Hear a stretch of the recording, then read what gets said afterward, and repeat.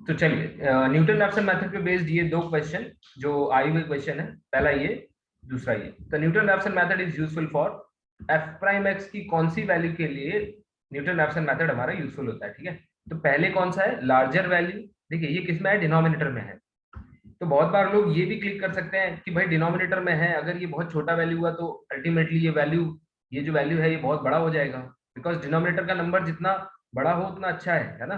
मतलब आउटपुट अगर छोटा रखना है तो उस लॉजिक से भी आप कहेंगे तो आप कहेंगे कि हाँ लार्ज वैल्यू, तो ये सही आंसर है, ठीक है। लॉजिक हालांकि कुछ और है, मैं बताऊंगा आपको। दूसरा ये है कि Newton Raphson method is applicable when, देखिए एफ एक्स के जीरो ना जीरो, एफ एक्स अगर नॉन जीरो है तब तो ये समझ लीजिए रूट की तो बात ही नहीं हो रही ना। न्यूटन रैप्सन मेथड में हम लोग क्या करते हैं, हम लोग रूट की बात करते हैं, तो रूट के लिए तो एफ ऑफ जाई इक्वल टू जीरो होना चाहिए अगर जाई वांट्स टू बी रूट, ठीक है। ये जो है अगर ये जीरो हो गया तो ये इन्फिनिटी हो जाएगा, so that this will not make any sense, तो इसलिए इसका ऑप्शन बी करेक्ट होगा, ठीक है। तो अब देखो पहले वाले क्वेश्चन को ध्यान से देख लेते हैं। अगर मैं आपसे कहूँ, अच्छा हर चीज को ना पार्टीशन से देखा करो, उससे क्या है आपकी चीजें आसान हो जाएंगी। अगर आपने न्यूमेरिकल नहीं भी पढ़ा है, जिन्होंने पढ़ा है उनको तो पता है कि मोस्ट ऑफ द टाइम हम लोग छोटे छोटे पार्टीशन करके फिर एक्स वन एक्स नॉट ऐसे करते हैं। अगर मैं आपसे कहूँ, ठीक है, ये एक्स नॉट है, लेटर से ये एक्स वन है, एक्स टू है, ये आर्ग्यूमेंट है ना, X not X one X to.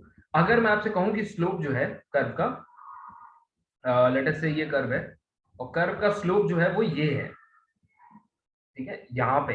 तो यहाँ पे स्लोप ये है और यहाँ पे स्लोप ये है, इस पॉइंट पे कुछ ऐसी लाइन है जो कि कम है, ठीक है। और ये जो लाइन है ये ज्यादा है, यहाँ पे स्लोप ज्यादा है, ठीक है। कहने का मतलब ये है कि अगर मैं कुछ ऐसे लाइन डालूं, ये अगर मैं यहाँ पे इसको प्लॉट करने की कोशिश करूं तो आपका, अगर एक का स्लोप ऐसे और एक स्लोप ऐसे, भाई एफ प्राइम एक्स क्या है, स्लोप ही तो है।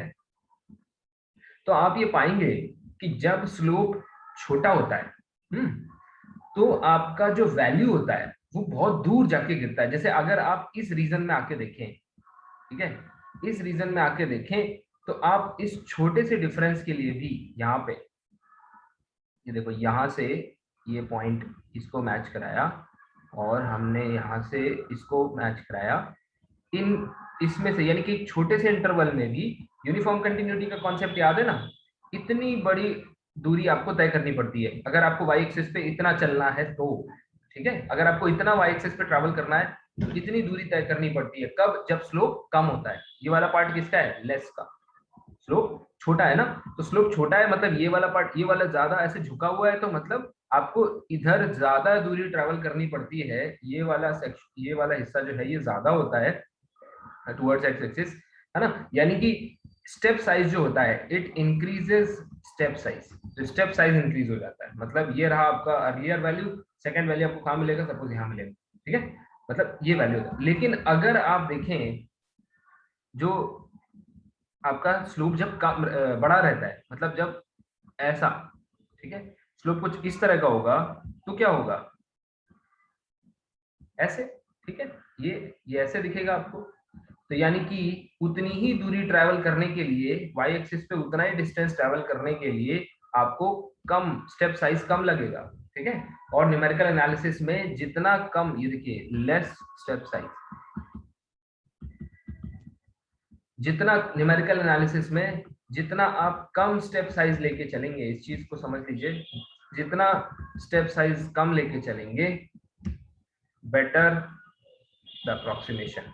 अगर आपको याद हो, है ना, पार्टीशन में लेस स्टेप साइज का मतलब क्या है बेटा, अगर पार्टीशन आपने दूर दूर किए, ऐसे ऐसे किए, ठीक है, तो मान लीजिए इससे कुछ रिजल्ट मिल रहा है, लेटर से L1, फिर आपने किए, पहला यहीं पे लिया, दूसरा आपने यहाँ ले लिया, तीसरा ये लिया, चौथा ये लिया, पांचवा ये लिया, छठा, मतलब आपने रिफाइन कर लिया। रिफाइन कर लिया मतलब आपने जो स्टेप साइज है वो छोटा कर लिया।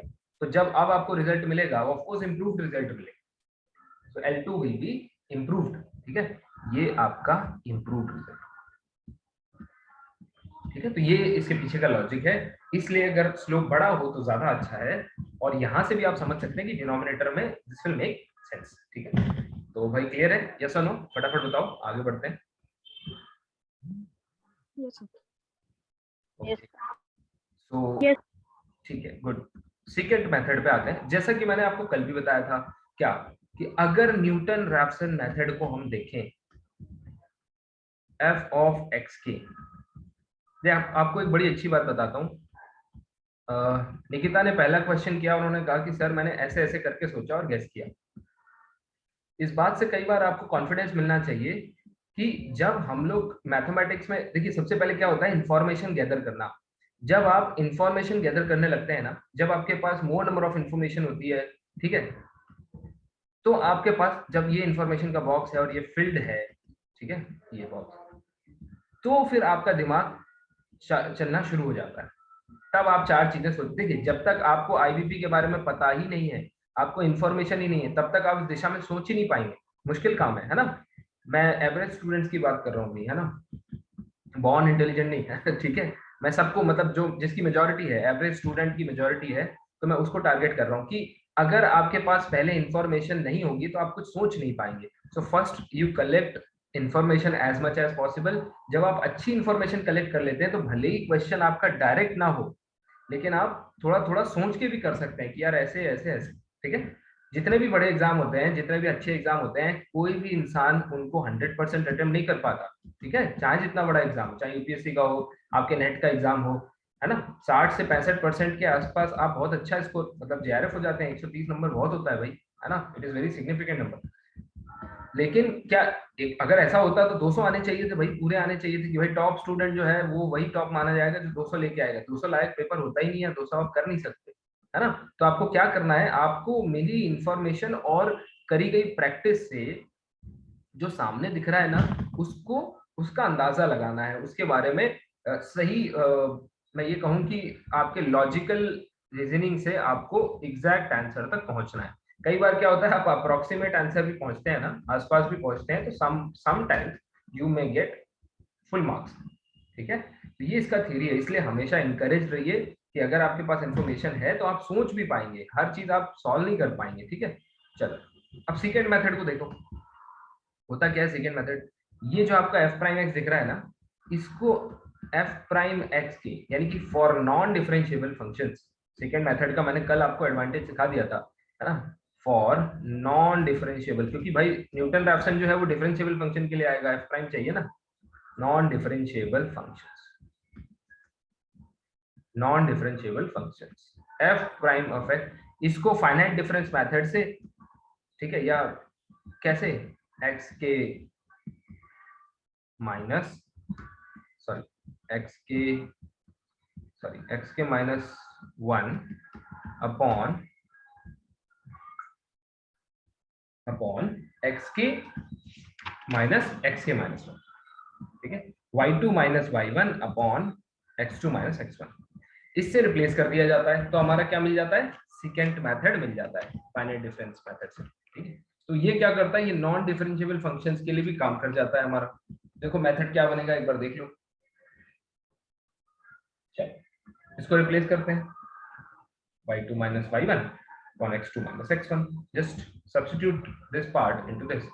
So xk plus 1 equals to xk, और यहाँ से आपको कुछ इंटरेस्टिंग चीजें मिलेंगी, f of xk into 1 upon, या फिर 1 upon ना लिखूं, यहाँ पर रिवर्स कर लूं, क्या करूं, xk minus 1 upon f of xk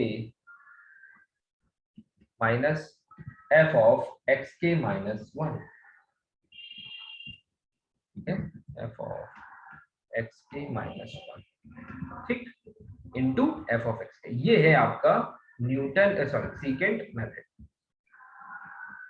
ठीक। फॉर, यहाँ पे साइड में लिख लीजिए k इक्वल्स टू, अब देखिए k का वैल्यू 0 से आप शुरू नहीं कर सकते, क्यों, क्योंकि यहाँ पे क्या है, k माइनस 1 है, अगर k इक्वल टू 0 रखेंगे तो x माइनस 1 आ जाएगा बेसिकली, जो कि नॉन कन्वेंशनल या अनकन्वेंशनल है, बिकॉज कन्वेंशन हम क्या लेके चलते हैं कि भाई जो इनिशियल गेस है वो x0 है, इंप्रूव करके जो पहला अप्रोक्सीमेशन आएगा उसको x1 बोलेंगे, इसको x2 बोलेंगे, और this is how we will move towards exact root या फिर एग्जैक्ट सॉल्यूशन, ठीक है। तो k इक्वल्स टू यहाँ पे रखेंगे हम लोग 1 2 3 ऑनवर्ड्स।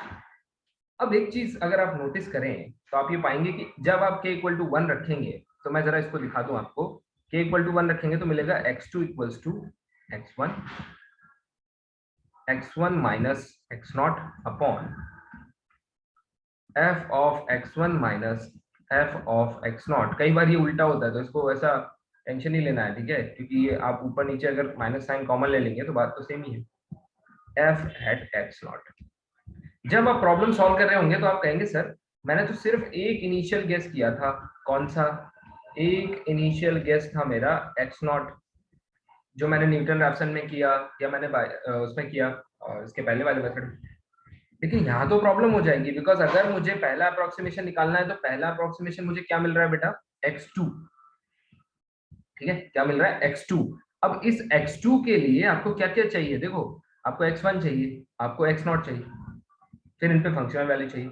इसका मतलब आपको एक इनिशियल गेस से काम नहीं चलेगा। आपको कितने इनिशियल गेस चाहिए होंगे? 2 initial guess, x1 and x0।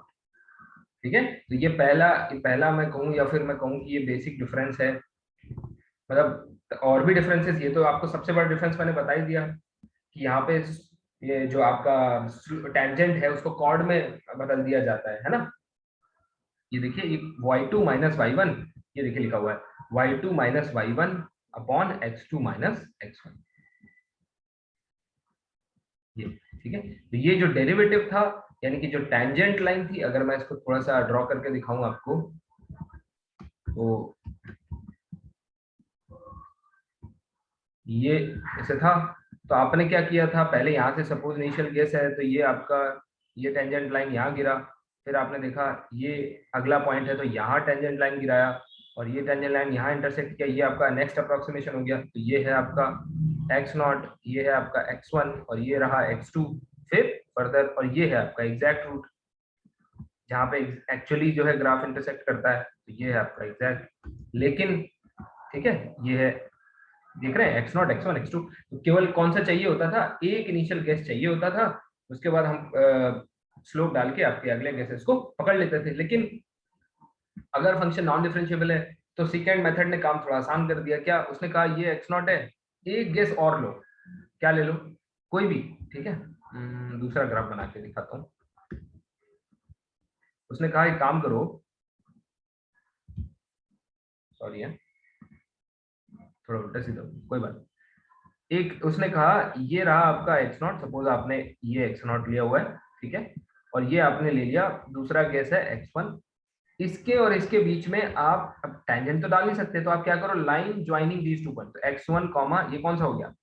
f of sorry x0 comma f of x0, और ये वाला पॉइंट बेटा कौन सा हो गया? x1 comma f of x1। ठीक है, ये रहा। तो अब इन पॉइंट को जोड़ने वाली लाइन यानी कि कॉर्ड, ठीक है ना, कॉर्ड। तो कॉर्ड से अप्रोक्सीमेट किया जाता है, ये जैसे आपको दिख रहा होगा, ये y2 minus y1 upon x2 minus x1, ये जो होती है कॉर्ड की इक्वेशन। तो अब मुझे लगता है आपको क्लियर हो गया होगा। ठीक है, क्लियर है भाई? क्लियर है तो ये सुनो, आगे बढ़ते हैं फिर, जल्दी बताओ। Yes okay, yes sir. चलिए आगे बढ़ते हैं। अब देखिए हम लोग बात करते हैं हमारे अगले टॉपिक की, जिसका नाम है solving system of equations. System of equations, solving system of equations. ठीक है, अब देखो system ax equals to b, इसके 4 मेथड हैं। कौन कौन से मेथड हैं जो आपके सिलेबस में है? सबसे पहला है गॉस एलिमिनेशन मेथड। ये देखो आसान सेक्शन है, ये सारे आसान है, बट उनका थोड़ा थोड़ा आइडिया आपको होना चाहिए। Gauss elimination. दूसरा कौन सा है? ओके, दूसरा है आपका एलयू डिकम्पोजिशन। ये सब आपने एमएससी में पढ़े होंगे, पढ़े हैं कि नहीं भाई? मानसी को छोड़ के बाकी सारे बच्चों ने पढ़े हैं? यस और नो? नहीं पढ़े बच्चों? हाँ या ना तो बताओ, कम से कम। नहीं पढ़े तो ना बताइए। पढ़े तो नहीं सर। पढ़े? ध्यान में नहीं आ रहे फिलहाल। अच्छा ओके ओके, कोई बात नहीं। एलयू डिकम्पोजिशन मतलब मुझे ऐसा लगता है जितना मैं सीरियस रहता हूँ उतना मेरे बच्चे सीरियस हो जाएं, we can make the difference. Anyway, LU decomposition, Gauss elimination, ठीक है। उसके बाद हम लोग आएंगे दो मेथड्स पे, कौन से, और ये इंपॉर्टेंट है।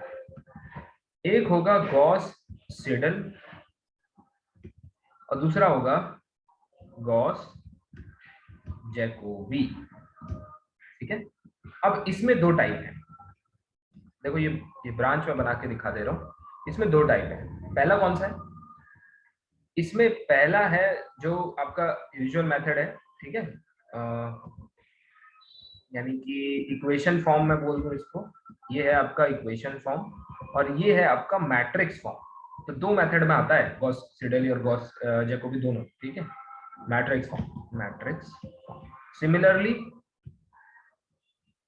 यहाँ भी एक होता है इक्वेशन फॉर्म और दूसरा होता है मैट्रिक्स फॉर्म, मैट्रिक्स फॉर्म, ठीक है। तो धीरे धीरे एक एक मेथड को हम लोग देखेंगे और सीखेंगे। तो सबसे पहले हम लोग देखेंगे कौन सा, गॉस एलिमिनेशन, ठीक है। तो सबसे पहला मेथड है गॉस एलिमिनेशन। देखो गॉस एलिमिनेशन मेथड क्या है उसको समझ लेते हैं। Ax equal to B type का सिस्टम है अगर, और आपको कह दिया जाए कि find the solution of this system with the help of Gauss elimination method, तो सबसे पहले आप क्या करते हैं, जो आपकी मैट्रिक्स ए होती है ना, स्टेप 1 कन्वर्ट, या फिर ट्राई टू कन्वर्ट, ऐसे लिखूं मैं इसको। हमेशा जब भी आप पढ़ें वापस जाके अपने एमएससी की बुक में जाके, बुक में नोट्स में जो भी आपके पास है उनमें जाके देखा करो, ठीक है। और इनको एक ही बार पढ़ लो, बार बार मत पढ़ो। और ये देखो मैं आपको एक और बात बताता हूँ, this is the best time to prepare. शांति से बैठ के रोज 2 घंटे कॉन्सेप्चुअली किसी टॉपिक की प्रैक्टिस किया करो, ठीक है। जब अभी एग्जाम आएगा ना तो फिर हड़बड़ी में कुछ भी तैयार नहीं हो पाए, इसलिए prepare yourself right now. So try to convert matrix A into upper diagonal matrix, ठीक है। कौन सी, upper diagonal matrix, let us say you. कैसे करोगे, तो विद द हेल्प ऑफ, हाँ भाई कैसे करोगे, with the help of row reduced echelon form से हो जाएगा, यस और no, row reduced yes sir. Yes, sir. Echelon form. Second, that is अगर मैं इसको मैथमेटिकली लिखूं, दैट इज जो मैट्रिक्स ए है उसको किस में कन्वर्ट करोगे, upper triangular matrix. Upper triangular matrix में क्या होता है, नीचे वाले एलिमेंट 0 रहते हैं, है ना, सिर्फ ऊपर ही एलिमेंट बचते हैं। सेकेंड पॉइंट क्या कहता है, now use backward substitution method. Backward, ये कुछ है नहीं, इनमें कुछ नहीं है, बस देखते देखते चले जाइए, आगे बढ़ते चले जाइए। Backward substitution method to solve the system, ठीक है। देखिए जरा मैं क्या कहना चाह रहा हूं उसको समझ लीजिए। मैं एक एग्जांपल देता हूं, ठीक है। मान लीजिए आपका सिस्टम है 1 2 3 4 5 6 7 8 9, ठीक है। and this is x y z, and let us say this is 1 10 11 12, ठीक है, ये सिस्टम है। सो आप क्या करेंगे, ये जो मैट्रिक्स दी हुई है, try to convert this into upper triangular upper diagonal matrix, ठीक है। So upper diagonal matrix, let us say आपने रो इक्लोन फॉर्म लगाया और आपको क्या मिला यहाँ पे, the numbers will get change, right. So मैं इसको अल्फा बीटा गामा कर देता हूँ ऑन अ सेफर साइड, और ये 0 कर लेता हूँ।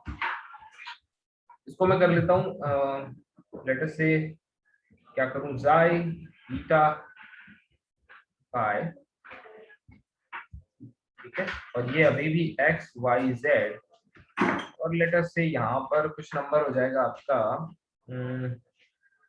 a b c, ठीक है। अब देखो अब बहुत आसान हो गया, कैसे? अल्फा एक्स मल्टीप्लाई करो अल्फा एक्स प्लस जाई y plus beta z equals to A. दूसरा इक्वेशन क्या आएगा? Y y beta plus gamma z equals to B. और तीसरा क्या आएगा बेटा? वाई है ना, gamma gamma z equals to C. अब बैक सब्स्टिट्यूशन का मतलब है लास्ट इक्वेशन से उल्टा। अब मैंने ऐसे एक लाइन में लिख दिया तो आपको समझ में नहीं आएगा, ऐसे चलना है आपको। ऐसे यहां से कौन सा वैल्यू मिलेगा बेटा? You will gate gamma, sorry Z मिलेगा। जब आपको जेड मिलेगा, ये जेड यहां सब्स्टिट्यूट करिए, यहां से आपको क्या मिलेगा? You will gate beta. Now use this value of beta here. कुछ गड़बड़ किया है क्या मैंने? ओके, ओह सॉरी, यस मेरा मिस्टेक है। जेड, और जेड से आपको वैल्यू क्या मिलेगा? वाई मिलेगा। सॉरी वाई मिलेगा, वाई। ठीक है, ये हो गया आपका वाई। अच्छा, जो नोट्स मैंने आपको शेयर किए हैं वो पसंद आए आपको? अच्छे से लिखा हुआ है ना सारा? हाँ सर। Yes, sir. हाँ सर। ये बैच मुझे हमेशा याद रहेगा। इतनी मेहनत मैंने कभी किसी बैच में, मतलब कम से कम बुलवाने में तो नहीं करी। एक्स, अब यहाँ से x मिल जाएगा, you will get the system. तो ये सबसे बहुत आसान मेथड है। ax इक्वल्स टू b अगर आपको सॉल्व करना है, convert it into ux equals to b and now apply back substitution. आप कहोगे सर ये कैसी न्यूमेरिकल स्कीम है, हम इसको न्यूमेरिकल नहीं मानते, ये तो एनालिटिकल स्कीम है। कोई तकलीफ की बात नहीं है, ये वाकई न्यूमेरिकल स्कीम नहीं है, ठीक है। It is more towards an analytical scheme, पर आपको दिखेंगी अभी न्यूमेरिकल स्कीम भी दिखेंगी। जैसे अब जो स्कीम आ रही है वो भी उतनी कोर न्यूमेरिकल स्कीम नहीं है, पर ठीक है। देखिए इसका नाम है LU decomposition method. LU decomposition method. घर पे जितनी ज्यादा प्रैक्टिस करेंगे उतना ही अच्छा सीखेंगे। वो नोट्स पढ़ लो, न्यूमेरिकल एक बार में तैयार हो जाएगी। अच्छा, इससे समझ में आ रहा होगा डिकम्पोजिशन मतलब AX इक्वल टू B जो सिस्टम है, सबसे पहले क्या करो? सबसे पहले उसको डिकम्पोज करो। किसको? A को। डिकम्पोज A किसमें? A को डिकम्पोज करो L इंटू U। ठीक है, आप कहोगे कि सर L इंटू U का मतलब क्या है? तो देख लीजिए, L जो है वो है लोअर ट्रायंगुलर मैट्रिक्स, और भाई U क्या है? अपर triangular matrix. Upper triangular matrix, ठीक है। अब देखो तो सर इससे फायदा क्या होगा? फायदा मैं बताता हूं। जब आप L और U में कन्वर्ट कर लेंगे तो अब आपका सिस्टम क्या बन जाएगा? L U X equal to B। बताओ भाई बन जाएगा कि नहीं? Now break it into two parts. Two parts मतलब कैसे? देखो पहले L को बाहर रखो, UX ऐसे लिखो इक्वल्स टू B, बात तो एक ही है। एंड नाउ से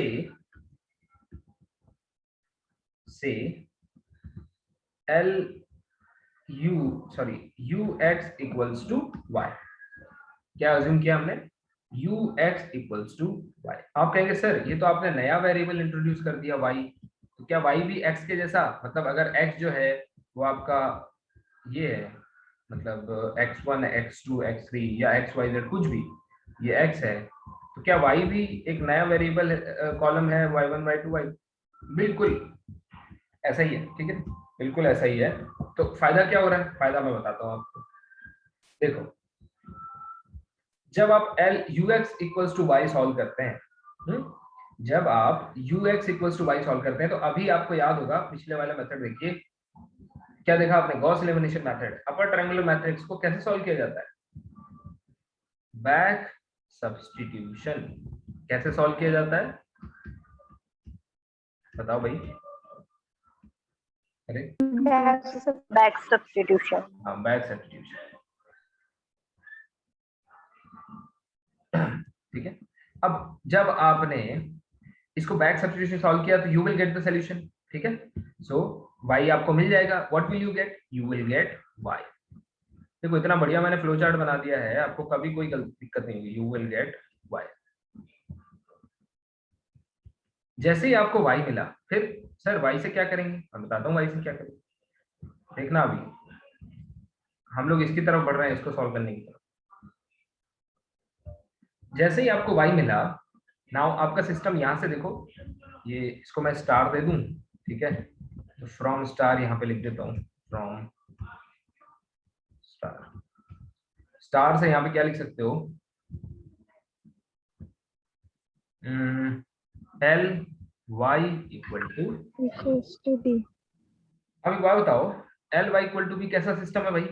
एल जो है वो लोअर ट्रायंगुलर मैट्रिक्स है, तो ये जस्ट आपको नहीं लगता this is just an opposite case of Gauss elimination method? यानी कि अब आपको इसमें कौन सा सब्स्टिट्यूशन लगाना पड़ेगा? सिंपल सी बात है, इसमें आप फॉरवर्ड सब्स्टिट्यूशन लगा दो। फॉरवर्ड सब्स्टिट्यूशन, जैसे आप फॉरवर्ड सब्स्टिट्यूशन लगाओगे क्या मिल जाएगा? यू विल गेट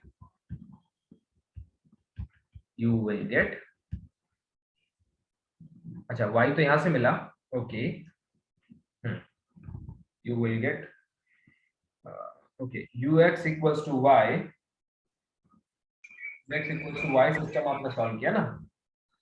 अच्छा ओके, तो यहां से तो आपको x मिलेगा ना, ये रहा आपको x मिलेगा। you will get x here. अब ux equals to y, okay, okay.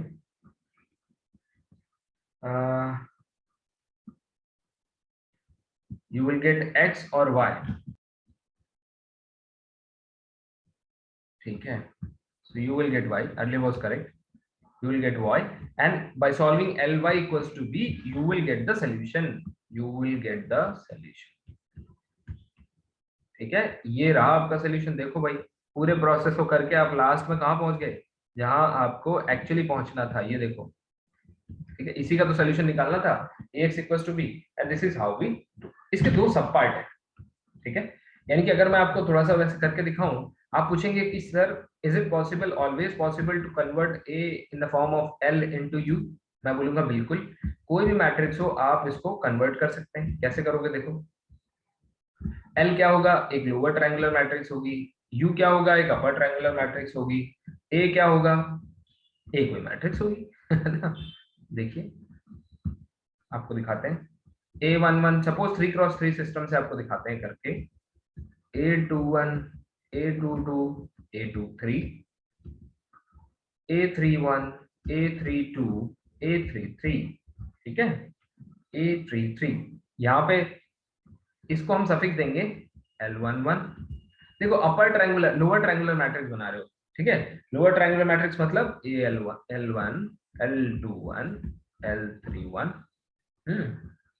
0 0 0 L22 L32 and L33 बन गए भाई लोअर ट्रायंगुलर। अपर ट्रायंगुलर कैसे बनाओगे? U11 U12 U13 और यहाँ पे U22 U23 एंड U33, ये 0 ये 0 ये 0। अब कुछ नहीं, ये वाले कोफिशिएंट कैसे हैं? ये वाले आपके कोफिशिएंट क्या है? नोन है, क्योंकि a तो दिया जाएगा ना आपको। और ये सारी चीजें जो हैं, मतलब Lij और आपका Uij, ये कैसे हैं? ये है बेटा अननोन। तो आप बोलोगे सर अगर हमें सारे L1 L2 L3 और सारे इनकी वैल्यू मिल जाए तो हमारा काम हो जाएगा, है ना। हम हमेशा इसमें कन्वर्ट कर लेंगे, और बस जैसे कन्वर्ट किया तो पिछला एल्गोरिथम है ही हमारे पास, इससे हम लोग सॉल्व कर सकते हैं। तो कन्वर्ट कैसे किया जाए? तो इसके दो सब कैटेगरी हैं, उनको देख लीजिए। ठीक है, पहले सब कैटेगरी को कहा जाता है क्राउड्स मेथड। इसमें सब कैटेगरी है, याद रखना, लिखे दे रहा हूं। ये सब कैटेगरी है। नहीं तो आप सोचें कि एलयू डिकम्पोजिशन अलग है और क्राउड्स मेथड अलग है। देखो क्राउड्स मेथड में क्या होता है, सिंपल सी बात है, बड़े छोटे हैं ये, और मैं आपको याद भी रखवा दूंगा कि कैसे याद रखा जाता है। क्राउड्स, अभी कोई पुराने बच्चे हैं नहीं तो मैं आपको बता देता तुरंत। क्राउड्स मेथड में आपका यू आई को हमेशा 1 अज्यूम कर लिया जाता है। क्या अज्यूम कर लिया जाता है? 1। ठीक है, बाकी आप कंप्यूट करते रहो, कोई दिक्कत नहीं है। दूसरा मेथड होता है ड्यूलाइट। ठीक है, मेथड, इसमें क्या होता है, इसमें आपका LII जो होते हैं यानी कि ये वाले, इनको 1 ले लिया जाता है। अब मैं आपको ये भी बता दूंगा कि ऐसा करना क्यों पड़ता है, ये हमारी मजबूरी क्यों है कि नहीं, या तो हमें इसका यूज करना पड़ता है, मतलब या तो UII को 1 लो या फिर LII को 1 लो। देखो सिर्फ इनको लेना होता है, ये जो डायगोनल एलिमेंट्स है। ऐसा मत सोचना कि बाहर के एलिमेंट्स को भी, मतलब पूरे के पूरे तुमने UIJ जो है वो पूरा ये मैट्रिक्स ही तुमने 1 ले लिया, ऐसा नहीं करना, सिर्फ डायगोनल। तो सर क्या जरूरत पड़ती है कि डायगोनल एलिमेंट्स जो है वो हमें, या तो हमें क्राउड्स मेथड इस्तेमाल करना पड़ता है या ड्यूलाइट मेथड इस्तेमाल करना पड़ता है। तो देखो मजबूरी ये है कि जब आप इनको मल्टीप्लाई करो, अभी सॉल्व कैसे करोगे, इनको मल्टीप्लाई करोगे, ठीक है, इनको मल्टीप्लाई करोगे, फिर लेफ्ट और राइट से कोएफिशिएंट इक्वेट करोगे, इक्वेशन बनाओगे। तो जब इक्वेशन बनाओगे तो जो नोन वेरिएबल है वो कम पड़ जाएंगे और अननोन ज्यादा हो जाएंगे। तो फिर ऐसे तो इनफाइनाइट सोल्यूशन आ जाएगा या फिर नो सोल्यूशन। ठीक है, लेकिन इनफाइनाइट तो हमें चाहिए नहीं ना, हमें तो भाई एक पहले एक मैट्रिक्स चाहिए जिससे हमें L1 और ये L और U मिल जाए, हमारे ये इंपॉर्टेंट मैट्रिसेस। ठीक है, तो उसको पाने के लिए हम क्या करते हैं, हम कुछ अननोन की संख्या, जैसे क्या है, मान लो आपके पास नोन फैक्टर कितने हैं, नोन कोएफिशिएंट कितने हैं, 4, और आपके पास अननोन कितने, मान लो जब आप मान क्या लो इसमें मल्टीप्लाई करोगे आपको पता चल जाएगा, अननोन आ गया आपके साथ। अब कैसे मैनेज करोगे, तो इनमें से एक मेथड का इस्तेमाल करके, सपोज 3x3 मैट्रिक्स है तो एक ये 3 एलिमेंट्स या फिर ये 3 एलिमेंट्स हम लोग रिड्यूस कर लेंगे, 1 मान लेंगे, तो अपने आप बैलेंस हो जाएगा कि नहीं? बताओ भाई, समझ में आया? यस और नो, फटाफट बोलो। Yes sir. अब देखो, अब इसको समझो कि कैसे याद रखना है कि एग्जाम में आए कि क्राउड्स मेथड, ये सब आपको एग्जाम में दिया जाता है कि ये मेथड चाहिए या फिर ये मेथड चाहिए। ठीक है, तो कैसे पता चलेगा, तो देखो क्या क्राउड्स मेथड में कहीं L का जिक्र है, कहीं थोड़ा सा इनफॉर्मल है बट ठीक है, U का जिक्र जरूर है। ठीक है, U जरूर आ रहा है, तो U से कनेक्ट कर लोगे कि यहाँ पे क्या UII यूज करना है। ठीक है, और डू लिटिल में कहीं U नहीं आता, क्या आता है, L आता है, तो यहाँ से आप इसको समझ लोगे कि LII को 1 लेना। बताओ भाई, याद हो गया, क्लियर है? Yes sir. Yes, sir. हाँ, तो हमारे यहाँ ट्रिक्स भी सिखाए जाते हैं, मतलब आपको 1 मिनट के लिए SSC वाला फील आ जाएगा कि अरे भाई ये भी पढ़ना है, शॉर्ट ट्रिक। ठीक है, चल आगे बढ़ते हैं। अब देखिए एक क्वेश्चन कर लीजिए, ठीक है, छोटा सा एग्जांपल है। एक सिस्टम है 4 3 6 3 sorry x1 x2 equals to 1, 2। मान लीजिए आपको इसको सॉल्व करना है। ठीक है, मान लीजिए आपको इसको सॉल्व करना है with the help of crowds method. मैं आपको प्रैक्टिस के लिए क्वेश्चन दे दूंगा, ठीक है, आपके ग्रुप में पोस्ट कर दूंगा, तो वहां से आप प्रैक्टिस करके सॉल्व कर सकते हैं विद क्राउड्स मेथड। तो बस आप मुझे ना क्या करके दिखा दो, बाकी सारी तो इजी है, केवल इतना करके दिखा दो, क्या ये जो मैट्रिक्स है A 4 3 6 3, इसको क्या कर दो, LU डिकम्पोजिशन करके दिखा दो। बाकी आपके पास तो फिर सब्स्टिट्यूशन है, तो यानी कि L11 0 L12 L21, ये हो गया lower triangular, upper triangular, U11 U12 0 U21, ये हो गया अपर ट्रायंगुलर। तो आपको कितने कितने, अच्छा एक बात बताओ, देखना अभी यहां से कितने अननोन है, 3, यहाँ से कितने अननोन है, 3, टोटल कितने हो गए बेटा, अननोन कितने हो गए, अननोन 6, और नोन क्वांटिटीज कितनी है लेफ्ट में, 4। इसका मतलब ये है कि 2 क्वांटिटी कम पड़ रही है, 2 क्वांटिटी आपको पता होनी चाहिए ऑलरेडी, तो या तो ये 2 क्वांटिटी को 1 मान लो या फिर ये दो क्वांटिटी को 1 मान लो, तो किसको मानोगे बताओ? क्राउड्स मेथड से दिया हुआ है तो क्राउड में यू आता है इसमें, U. assume we will assume u11 equals to, sorry ये मैंने ये 2 होना चाहिए, u22 equals to क्या 1। फटाफट शुरू हो जाओ और मुझे बाकी के वैल्यूज निकाल के दिखाओ। आपको खुद पता चल जाता जब आप सॉल्व करते कि यार अगर इनको अज्यूम नहीं करेंगे तो हम फंस जाएंगे। ठीक है, चलो शुरू हो जाओ बेटा।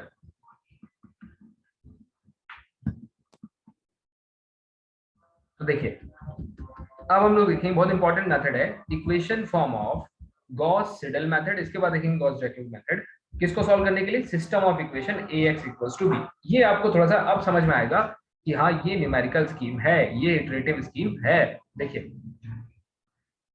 ये एक इटरेटिव स्कीम है, इटरेटिव स्कीम है ये। ठीक है, इटरेशंस होंगे इसमें जैसे यूजुअल न्यूमेरिकल स्कीम्स में होते हैं।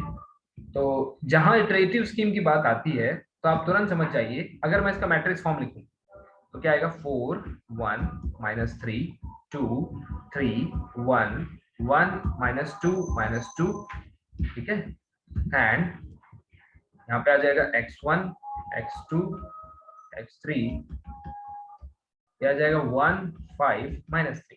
तो देखिए जहां इटरेटिव स्कीम की बात आएगी मतलब आप इनके ऊपर स्कीम लगाएंगे, ये x0 x1 x2 x3 यही इंप्रूव होंगे बार बार। पहले आपके पास सबसे पहले क्या होगा?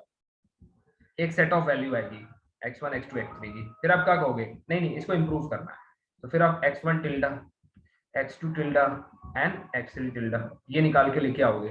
फिर आप कहोगे इसको और इंप्रूव करना है। ठीक है, तो नाउ फिर और इंप्रूव करोगे तो x1 double tilde x2 double tilde and x3 double tilde, ऐसे and you will keep on improving. Last में आपको एग्जैक्ट सॉल्यूशन मिलेगा, बिकॉज यही तो होता है, ये अननोन वेरिएबल है ना, ये अननोन कॉलम है, यही तो निकालना है। तो देखो कैसे किया जाता है इस मेथड में। Step 1, so fix one variable. कितने वेरिएबल आपको दिख रहे हैं? 3 वेरिएबल दिख रहे हैं। Fix one variable on left and take rest on to right side oh right side in each equation मतलब क्या हुआ? मतलब ये हुआ जैसे आपको ये दिख रहा है ना, ये पहला इक्वेशन है, ये दूसरा इक्वेशन है और ये तीसरा इक्वेशन है। इसमें आपको पहली इक्वेशन में से पहला वेरिएबल, यानी कि यहां से आपको कौन फिक्स करना है? x1 फिक्स करना है, यहां से x2 फिक्स करना है और थर्ड वाले से x3 फिक्स करना है। तो जब आप पहले वाले से x1 को फिक्स करेंगे यानी कि you will keep this part here और ये इधर।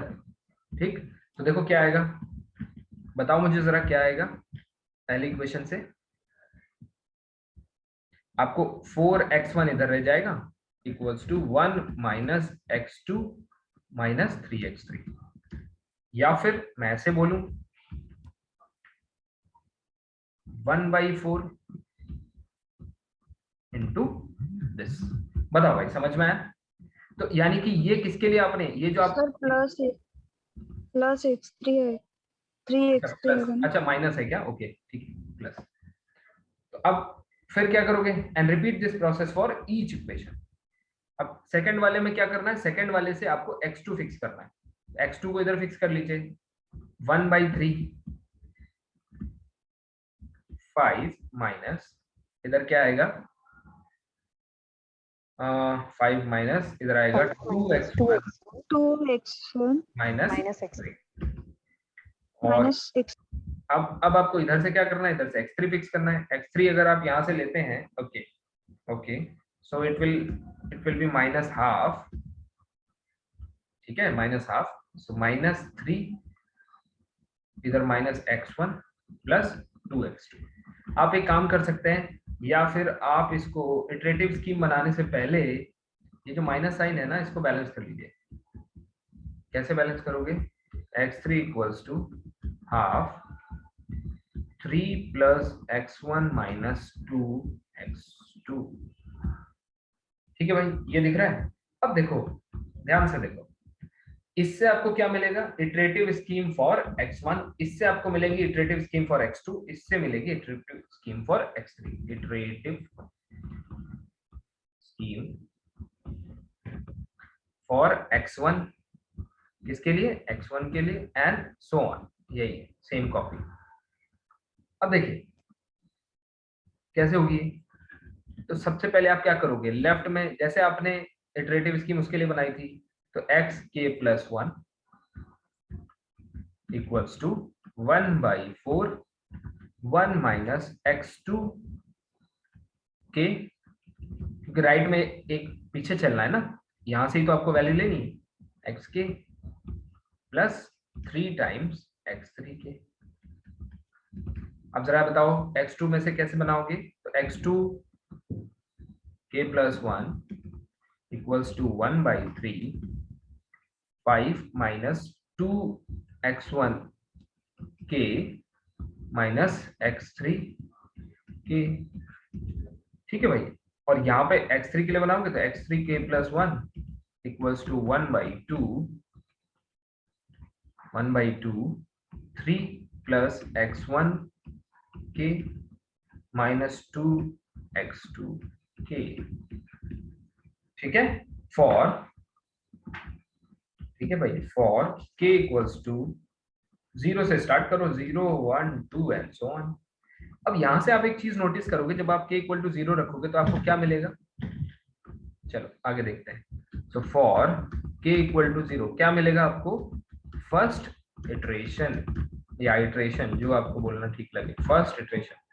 तो x1 का पहला इंप्रूव्ड, ठीक है। आप कहोगे सर इंप्रूव हम किसको कर रहे हैं, सबसे पहले bigger question is we need initial value, initial guess. तो मैं बोलूंगा yes of course we need. अगर आपको यहाँ नहीं समझ में आया तो बस आप वैल्यू लिखो, आपको समझ में आ जाएगा। ये आ जाएगा फर्स्ट इक्वल्स टू, हाँ भाई बताओ, 1/4 minus x2 plus 3 minus x2 not, sorry 10 लिख दिया, ये तो 10th इटरेशन 9th पे पहुंच गया, 3x3 नॉट। अब देखिए, क्या आपको नहीं लगता कि ये पहला इंप्रूव्ड अप्रोक्सीमेशन निकालने के लिए you need this 0th, Yes, sir. है ना। और सिमिलरली अगर आप यहाँ भी निकालेंगे तो 0th तो आपको चाहिए ही चाहिए, that means we need initial guess. तो आप कहोगे सर इनिशियल गेस का मतलब क्या, सबके लिए चाहिए ना, तो हाँ सबके लिए चाहिए। x1 का भी इनिशियल गेस चाहिए, x2 का भी इनिशियल गेस चाहिए, और x3 का भी इनिशियल गेस चाहिए। तो आप कहोगे सर इसका मतलब हमें सोल्यूशन कॉलम का ही इनिशियल गेस चाहिए, यानी सोल्यूशन का ही तो इनिशियल गेस लगता है, और ये रहा हमारा सोल्यूशन कॉलम, तो इसी का इनिशियल गेस चाहिए। ठीक है, देखो इसके लिए जो इनिशियल गेस है, let us see we will start with 0 0 0, okay we will start with 0 0 0। ठीक है, थोड़ा दूर हो पास हो, हमें क्या, हमें तो आइडिया नहीं है ना क्या करें। तो 0 से स्टार्ट किया, तो बताइए x1 का पहला इंप्रूव्ड रिजल्ट क्या मिलेगा, 1/4 1/4. 1 minus 0 plus 3 times 0, that means 1/4। Similarly calculate करो बेटा, बताओ मुझे x2 का फर्स्ट क्या मिलेगा और x3 का फर्स्ट क्या मिलेगा।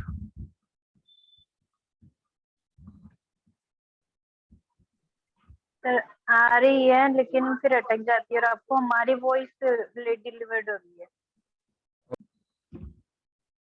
देखिए अभी मैं आपको एक ध्यान से एक चीज पूछना चाह रहा हूं, आपने जब x2 के लिए कैलकुलेशन किया Sir, तो voice. याद करके बताइए, क्या आपने इसका अपडेटेड वैल्यू यूज किया, आंसर इज नो। आपने गॉस सिडल में इसका अपडेटेड वैल्यू यूज ना करते हुए ओल्ड वैल्यू ही इस्तेमाल किया, ठीक है, पुराना वैल्यू इस्तेमाल किया। इसका मतलब ये है, इसका मतलब ये है कि ये मेथड का ड्रॉबैक है। ठीक है, ये देखिए यहाँ पे इसीलिए मैंने लिखा कि ये do not use, it doesn't use the method do not use updated value whereas it is available there. जब वैल्यू अवेलेबल है तो अपडेटेड वैल्यू को यूज करिए, और इसी चीज का इस्तेमाल करते हुए गॉस जैकोबी मेथड आया। ठीक है, गॉस जैकोबी मेथड आया जिसने अपडेटेड वैल्यूज को यूज किया. So in this method we use updated values, updated या फिर मैं कहूं इम्प्रूव्ड सर ये वैल्यूज. जैकोबी तो था ना, हाँ ये नहीं ये सिडल है, ये सिडल है. सर यस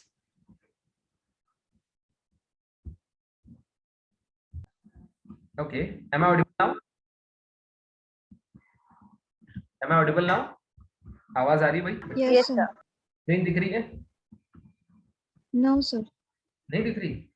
अरे ओके एक सेकेंड. ओके अच्छा हाँ, तो आपको क्या ये क्लियर हुआ कि गॉस सिडल में किसी ने मुझे अभी पूछा कि सर जैकोबी तो पढ़ा रहे थे, तो जैकोबी नहीं Sir, पढ़ा रहे. voice break हो रही है. वॉइस ब्रेक सर ये वाली जैकोबी मेथड थी ना? ये जैकोबी मेथड है क्या? Sir, voice break.